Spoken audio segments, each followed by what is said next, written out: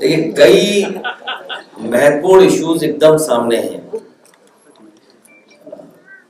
सबसे पहले मैं 69,000 वाले तमाम नौजवान और शिक्षक जिन्होंने लगातार आंदोलन किया, उनके संघर्ष को मैं बधाई देना चाहता हूं और आने वाले समय में जो उन्हें नियुक्ति मिलेगी उसके लिए भी उन्हें बहुत बहुत शुभकामनाएं। अब सरकार कितना ट्रांसपेरेंट तरीके से और जो कॉन्स्टिट्यूशनल जिम्मेदारी है सरकार की और सरकार कितना निभाएगी, उस पर डिपेंड करता है कि सरकार कितनी ट्रांसपेरेंट है जिससे कि बच्चों को न्याय मिल जाए। दूसरा विषय यह है कि सरकार लगातार ये कहती है कि जीरो टॉलरेंस उनका है लॉ एंड ऑर्डर के इशू पर।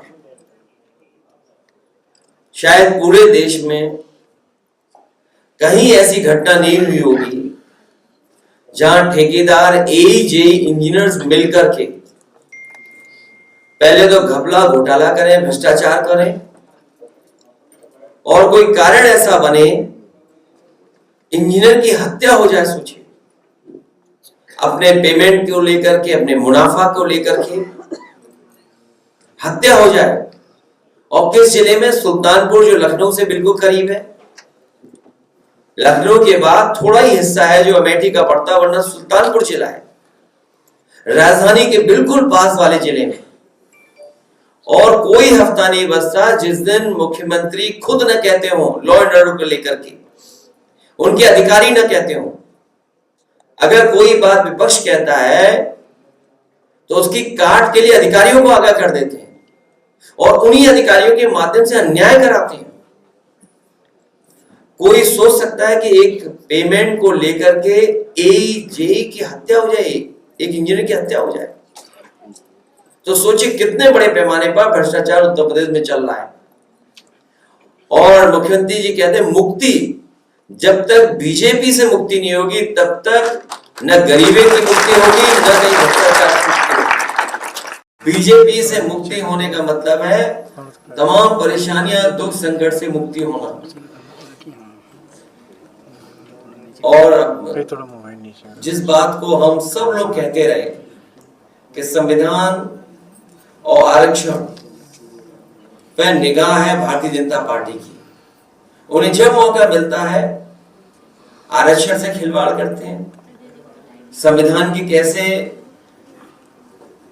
धज्जियां उड़े, कैसे उसमें क्या रास्ता निकाला जाए जिससे अपने लोगों को वो संतुष्ट कर दें या खुश कर दें। अपने लोगों को कुर्सी पे बैठाने के लिए जो लैटरल एंट्री का खेल चल रहा है, कोई पहली बार नहीं हो रहा है।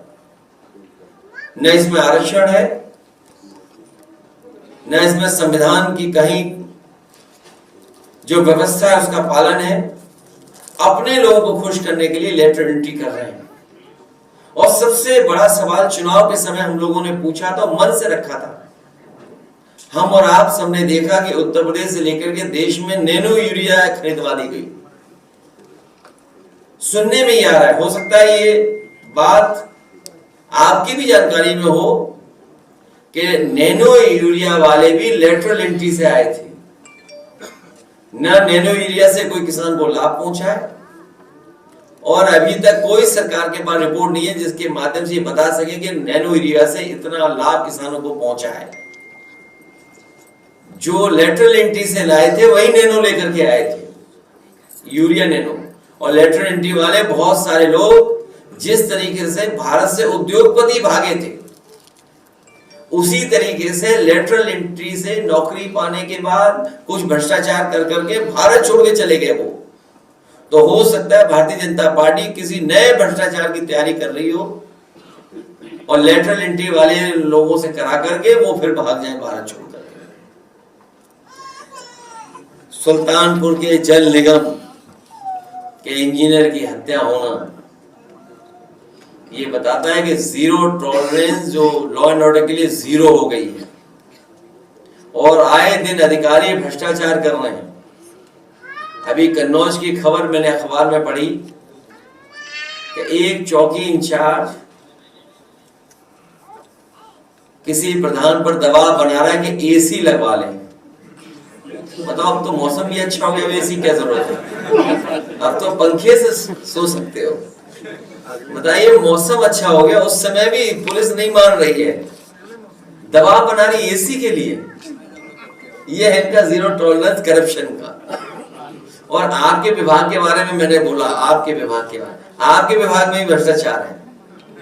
उत्तर प्रदेश का आप सब जानते हो, जितने खड़े हैं, क्योंकि सुनने में आया कि 1000 होर्डिंग का पैसा लिया जाता है, लगती 200 ही है।